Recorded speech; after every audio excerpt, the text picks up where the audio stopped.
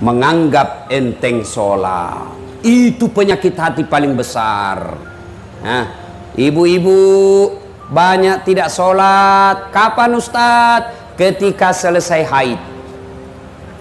Dapat bonus 5 hari, dia tambah 2. Dia bilang suaminya, biasanya kok cuma 5 hari, kok belum sholat, ini sudah 7 hari. Apa kata istrinya? Belum bersih bang, masih ada sedikit-sedikit. Kata suaminya, kok bohong ya? Apa bohong? Saya kasih lihat. Apa mau dikasih lihat?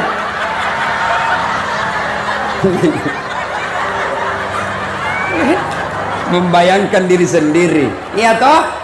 Bu, ada lagi yang bilang begini, Ustadz, katanya kalau selesai haid subuh mulai sholat, subuh kesiangan, pulang lagi besok. Tidak, kalau duhur bersih, duhur mulai sholat.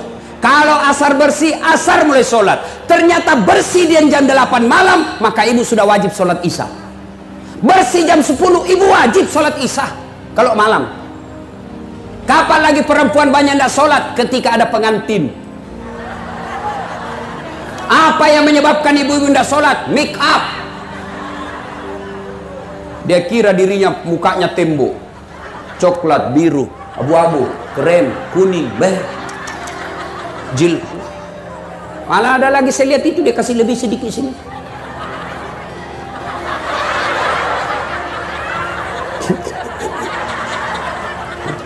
Banyak sekarang perempuan palsu. Bibirnya merah, palsu. Pipinya biru-biru, palsu. Bulu matanya panjang, palsu. Alisnya tebal, palsu. Pantatnya gabus.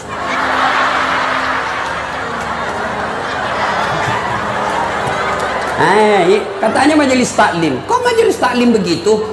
Ayo. Katanya majelis taklim sudah 4 tahun. Kok begitu?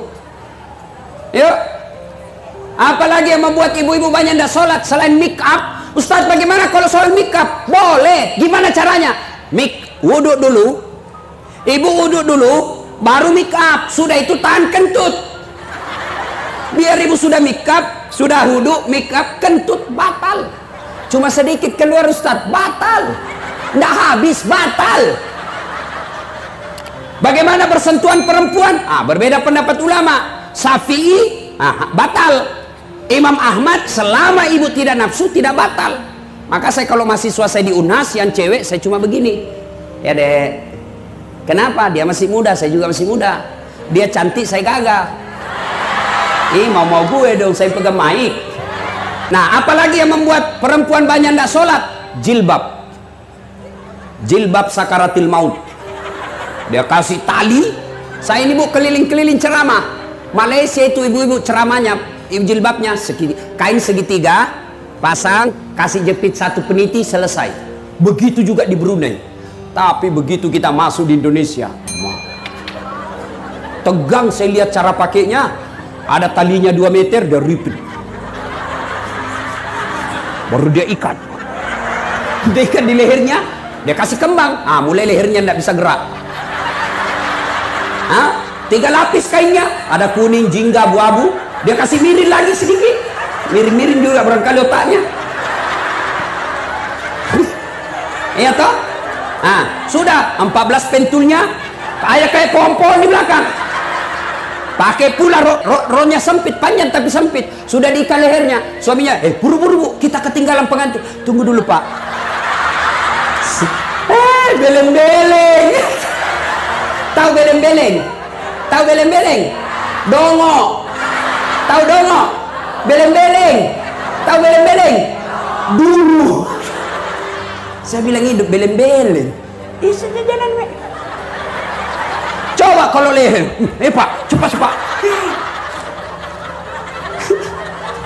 Maka ibu majelis taklim, jangan sampai gara-gara jilbab ibu ndak sholat. Coba lihat ibu-ibu, sudah orang kaya, istri pejabat, cantik. Kalau dia berpakaian ala kadarnya, itu menjadi teladan orang. Wih, kau tahu ndak istri wali kota itu? Cantiknya, banyak duitnya, tapi pakaiannya sederhana betul. Ini yang antara kaya dan miskin ini yang banyak gaya. Kaya tidak, miskin tidak. Jelas? Bu? Kapan lagi nih? Orang banyak ndak sholat. Kapan? Nih, bapak-bapak kalau di kantor, tiba waktu sholat, hayya 'alas shalah, tunggu, lagi meeting.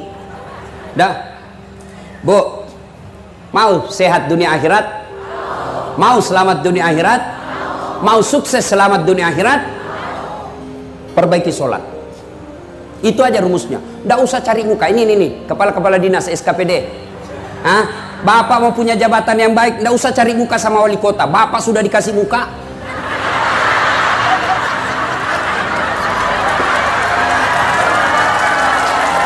Ada juga itu ASN kayak nggak punya harga diri depan wali kota. Ya Pak, siapa? Pret. Yuk perbaiki aja sholatmu, Allah yang ngatur. Kecil itu jadi kepala dinas, kecil jadi camat, kecil jadi asisten. Kalau Allah yang gerakkan, tidak ada kekuatan manusia bisa halangi. Ini, ya Pak, ini Pak, ini terserah Bapak aja Pak. Cemen lu men. Coba, nih Pak Wali Kota, Pak Kapolres, itu ada ajudannya. Coba lihat kalau Pak Wali Kota panggil ajudan, mana dia berani menantang? Ajudan, siapa? Biar lagi ngerokok, dia buang rokoknya. Siapa? Perintah. Ayo. Mana ada ajudan? Panggil, ajudan. Tunggu dulu Pak, saya lagi meeting. Bilang kok dikasih pindah kok. Ayo. Pada wali kota ada habis jabatannya. Allah yang panggil Bapak. Hayya 'alas shalah. Apa jawaban Bapak? Tunggu.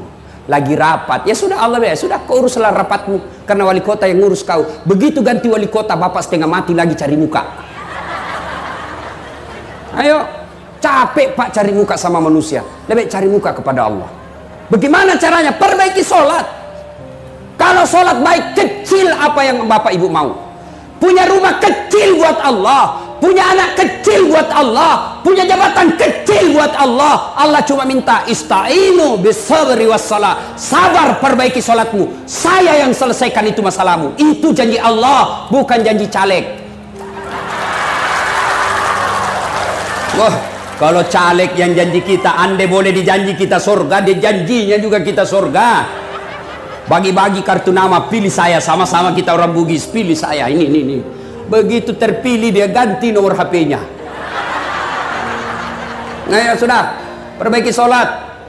Adik-adik, ada di sini masih pegawai negeri, pegawai honor, kau perbaiki sholatmu, Allah yang kasih kamu. Wallahi, saya dulu orang susah-susah jadi pegawai. Saya Unhas yang minta saya ngajar, universitas saya minta saya ngajar. Dicuri saya punya berkas, dihilangkan saya punya berkas. Malah Allah lebih murahkan dikasih surat khusus. Coba, kalau Allah yang mau kecil itu jadi pegawai, yang tidak masuk akal saja boleh terjadi kalau Allah mau, apalagi yang ada jalannya. Contoh Bapak, yang namanya tidak masuk akal, ya, Bapak tidak pernah sekolah polisi, tiba-tiba mau jadi Kapolres, itu tidak masuk akal itu. Ayah, tapi kalau Bapak pegawai negeri sipil, mau jadi sekda, itu ada jalannya. Ada jalannya, jadi tidak usah putus asa. Yang tidak ada jalannya saja Allah kasih, apalagi kalau ada jalannya. Mana yang tidak ada jalannya? Contoh saya kasih. Perempuan boleh tidak hamil tidak pernah disentuh laki-laki? Bisa tidak perempuan hamil tidak pernah disentuh laki-laki? Tidak mungkin kata ilmu biologi, tidak masuk akal kata manusia. Tapi kalau Allah yang mau, Siti Maryam, wanita suci, tidak pernah disentuh laki-laki, hamil melahirkan Isa alaihi salam. Cuma sekarang banyak juga yang mau saingan Siti Maryam. Hamil tidak ada suaminya, beleng-beleng. Itu asli beleng-beleng itu. Ayo. Jadi saudara mau baik hidup ini, perbaiki sholat. Contoh lagi, Ustaz, saya sudah 30 tahun jadi pegawai, kok tidak bisa hidup saya baik-baik, tidak bisa lepas dari kredit rumah, setengah mati saya ini Ustaz. Perbaiki sholatmu bos. Kalau sholat baik aman, ya, sholat baik aman. Saya sudah sholat Ustaz, betul kok sholat tapi tidak ikhlas. Hayya 'alas shalah, asar lagi. Barusan duhur, kok tidak ikhlas. Saya sudah sholat Ustaz, betul, tapi tidak senang, tidak semangat ketemu Allah. Ada orang sholat Pak, tidak semangat ketemu Allah. Allahu Akbar. Bismillahirrahmanirrahim. Alhamdulillahi Rabbil Alamin. Maliki yaumiddin. Iya. Ada kan Bapak bayangkan diri sendiri. Lagi sholat kayak ditiup angin. Allahu Akbar.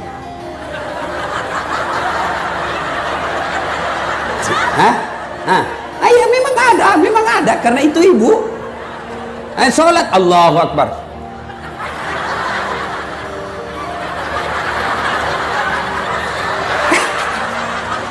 Iya toh. Bagaimana hidupmu kita mau baik Pak kalau sholat dianggap remeh? Percaya Pak, saya bisa cerita begini karena saya alami. Saya pernah jadi cleaning service, membersihkan toilet 4 di Sulawesi Selatan. Travel paling terkenal waktu itu di Indonesia. Saya bilang tidak usah gaji saya, cukup kalau ada undian umroh kasih masuk namaku. Mudah-mudahan saya bisa umroh gratis. Sampai tutup itu kantor, tidak dapat. Ayo.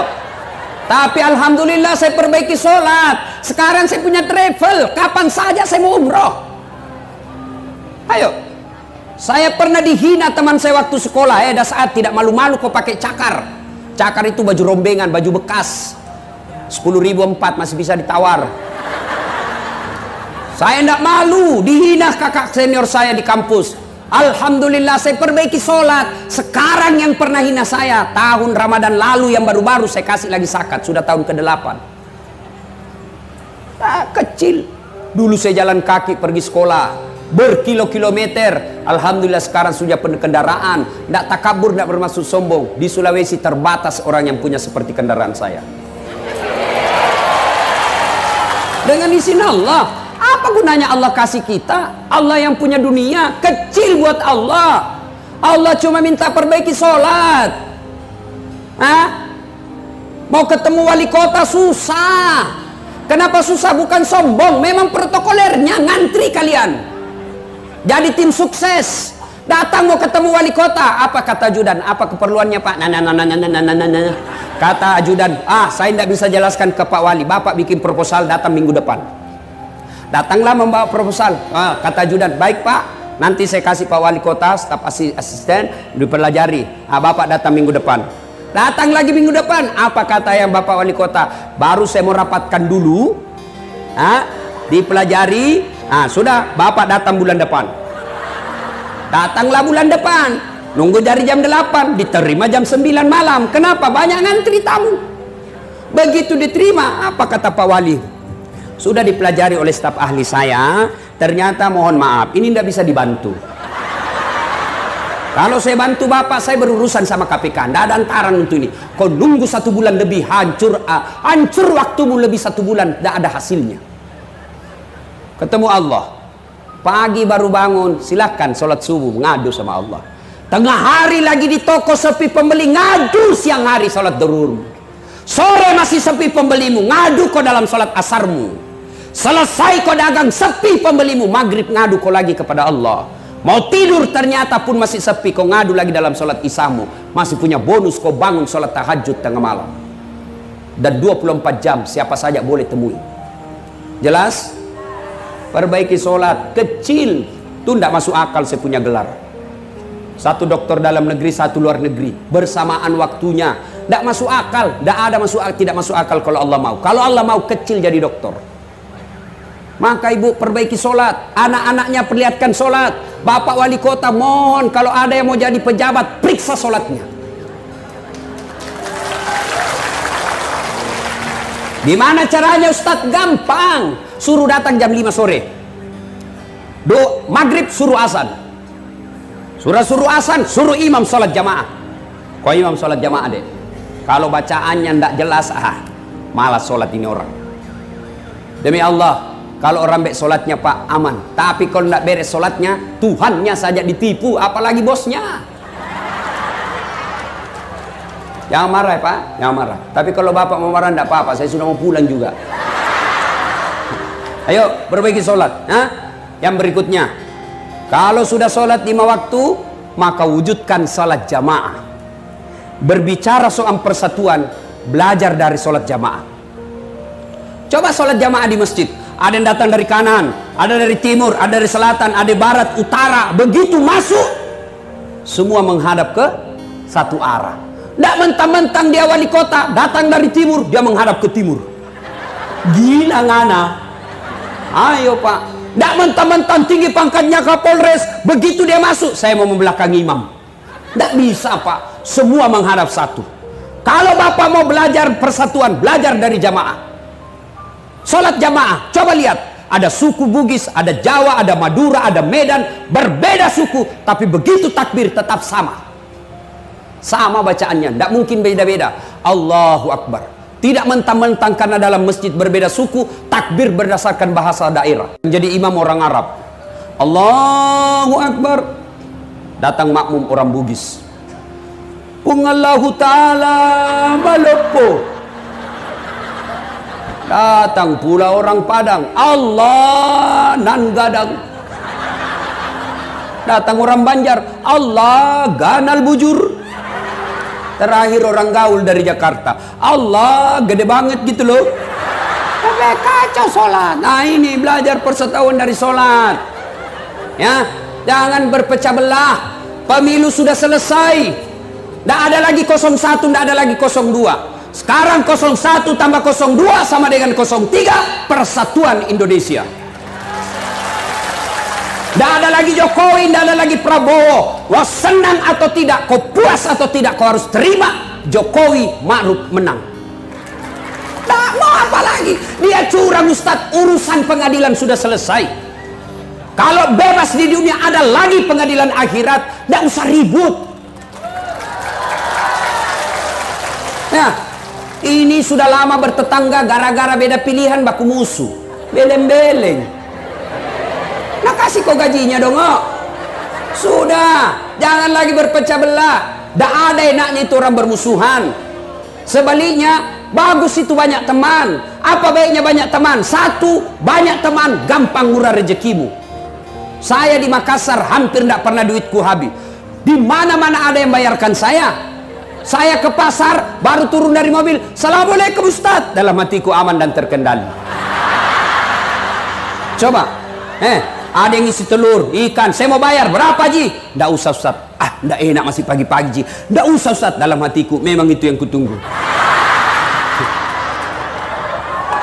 Istri saya itu senang betul kalau saya ke pasar. Tidak keluar duitnya. Yang kedua, banyak teman, gampang selesai masalah. Kenapa bisa Ustadz? Coba lihat. Saya ke Polres. Baru turun dari mobil, dilihat CCTV sama Kapolres. Assalamualaikum Ustadz. Siap Komandan. Waalaikumsalam. Kenapa Ustadz? Perpanjangan SIM Komandan. Panggil Kasat Lantas. Urus SIM-nya Pak Ustadz. Selesaikan cepat ya. Jangan lagi kau minta uangnya. Dosa kau uang Ustadz kau makan. Selesai masalah. Coba. Ayo. Banyak teman gampang selesai masalah. Yang ketiga, banyak teman panjang umur. Ayo, saya kemarin dari Sukabumi mau pergi ceramah, lanjut ke Istana Wakil Presiden. Perjalanan saya lewat di Bogor. Ya, tempatnya menaranya dari saya lihat menara masjidnya As-Sikra. Guru kita Arifin Ilham. Begitu saya lihat, saya bilang kita doakan Al-Fatihah. Karena banyak teman, semua yang lewat lihat itu, kirimkan Fatihah. Banyak teman, panjang umurmu, meskipun ku sudah jadi jenazah. Yang keempat, banyak teman, gampang menang pilkada. Jangan ketawa, saya serius. Nah, ayo, cuma yang bisa merusak persaudaraan kita ini adalah sakwa sangka, buruk sangka. Tiba-tiba Pak Wali Kota mutasi. Yang tadinya kepala dinas menjadi staf ahli. Ahli yang tidak ada stafnya. Sangka baik. Yang ketawa kok, saya serius ini. Sangka baik. Kok saya dimutasi? Berarti Pak Wali tahu Bapak harus istirahat dulu. Gunakan waktu lebih banyak sama keluarga. Sangka baik. Ini ibu-ibu yang paling sering sangka buruk sama suaminya. Suaminya dijadikan tahanan kota. Wajib lapor 24 jam. Menelpon tidak dijawab, panggilan tak terjawabnya 99 kali. Telepon suaminya tidak jawab, sangka baik. Telepon, oh suamiku lagi menghadap wali kota. Tenang perasaan. Telepon lagi tidak dijawab, oh suamiku lagi sholat duha. Sangka baik. Tiba-tiba masuk WhatsApp, saya lihat suamimu bonceng cewek cantik betul. Oh berarti suamiku lagi nge-grab. Sangka baik. Tenang perasaan. Ya, saya dulu tamat SMA daftar tentara. Karena pendek tidak lulus. Temanku lulus jadi polisi. Sekarang dia reserse Satu Bunga di Sulawesi Barat, pakai baret merah. Saya lulus pakai baret putih jadi ustadz. Alhamdulillah dia yang baret putih yang saya pakai, mulai baret hitam sampai baret merah ku caramai ke semua. Sangka baik. 2013 saya ikut pilwali di Makassar, 10 pasang calon, saya juara 2. Kalau ustadz tidak, cuma yang menang lebih banyak suaranya. Sangka baik.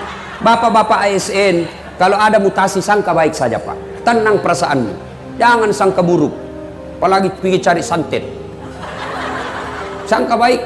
Nah ibu bapak saudara-saudara sekalian, pada intinya kita hadir di sini, mari kembali merapatkan persaudaraan.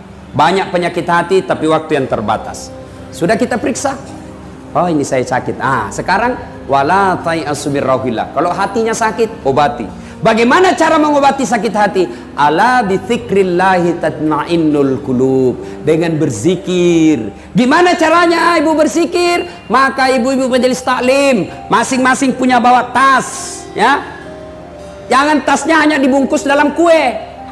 Ibu-ibu Columbus, kelompok ibu-ibu pembungkus. Kalau ada pengantin dia bungkus semua kue masuk di tas. Ibu-ibu Columbus itu.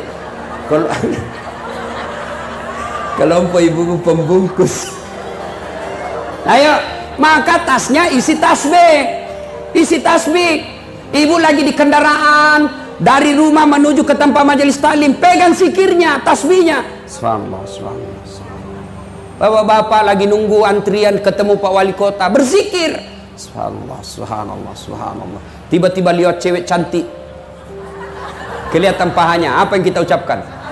Bukan alhamdulillah. Subhanallah, maha suci Allah yang telah menciptakan yang indah itu. Ternyata masih dilihat, ucapkan astagfirullah, palingkan pandangan. Astagfirullah, astagfirullah, astagfirullah. Ya, zikir. Cuma kalau berzikir kan zikir yang paling populer itu yang 3, subhanallah, alhamdulillah, Allahu akbar. Cuma supaya bagus dan nancap di hati, zikirnya perdengarkan telinga dan jangan terlalu cepat. Dan zikir Pak terlalu cepat, ini tidak ada bekasnya. 9999999999. Apa artinya itu bos? Ada dula di sampingnya. Apa kau panggilkan saya? Apa panggil? Dula-dula tidak kedengar tadi. Yang bagus. Subhanallah, subhanallah, subhanallah. Alhamdulillah, alhamdulillah, alhamdulillah. Perbaiki. Ibu-ibu, 1 zikir. Yang kedua baca Quran, qiraatil Quran. Yang ketiga supaya hati tenang lagi, kalau mulai sakit perbanyak bersalawat kepada Nabi. Ya, ibu-ibu pagi-pagi lagi goreng ikan, salawat. Salatullah, salamullah. Dia dengar suaminya, dia sambung. Lalu suaminya lagi lap kaca. Ala toha rasulillah. Dia dengar anaknya lagi kerja PR. Salatullah, salamullah. Ala Yasin Habibillah. Lewat Pak Camat, didengar Pak Camat teriak, semua salatullah salamullah ala toha rasulillah. Salatullah salamullah ala Yasin Habibillah. Terakhir, dalam Al-Quran Allah bertanya, ya, apa man kana mu'minan kaman kana fasikan? Sama ndak orang yang beriman dengan fasik? Beriman dengan pura-pura beriman. Fasik itu pura-pura beriman. Kata Allah, la yasta'un. Tidak sama. Apa perbedaannya? Menurut Quran, innamal mu'minuna alladzina idza dzukirallah wajilat qulubuhum. Orang yang baik imannya, kalau dia dengar ceramah, dia dengar dakwah, dengar pengajian, maka dia berkata, makin bertambah imannya. Itu sudah bagus. Pulang ceramah, bener itu dia bilang, Ustadz, saya tadi yang kena kontraktor itu. Bener itu Ustadz, yang tukang gosip saya kena, maka besok saya tidak ulang. Bagus imannya. Tapi kalau sebaliknya, dinasehati tidak mempan, maka yang disindir dalam ayat berikutnya, wa tawa'un alaihim a'anzartahum am lam tunsirhum. Kau sampaikan ayat Allah, kau nasihati atau tidak, kau ceramai atau tidak, la yu'minun, sama saja mereka tidak akan beriman. Bahkan ayat berikutnya Allah jelaskan, mereka lebih hina dari binatang. Tahu binatang, Ibu? Tahu binatang? Ibu saya di kampung sampai detik ini masih jual beli kambing. Itu kalau ada kambing beliau yang nakal, suka seruduk temannya, dia panggil penjaga kambing, kau jual itu kambing. Nakal itu, dia ganggu temannya. Sampai di pasar, Bu Haji, tidak ada yang beli, bawa pulang, potong kita makan sama-sama. Kambing nakal, jual, tidak laku, potong kita makan. Tapi kalau ada ibu di sini, tukang gosip, tidak sholat, tukang tipu, ini apa? Potong. Siapa yang mau makan? Ayo, jual. Siapa yang mau beli? Merugikan. Maka ini disebut mereka lebih hina dari binatang. Inilah tujuan daripada pemerintah Kota Medan mengajak kita ke sini agar kita bisa lebih baik dari binatang dan tidak menjadi lebih hina dari binatang.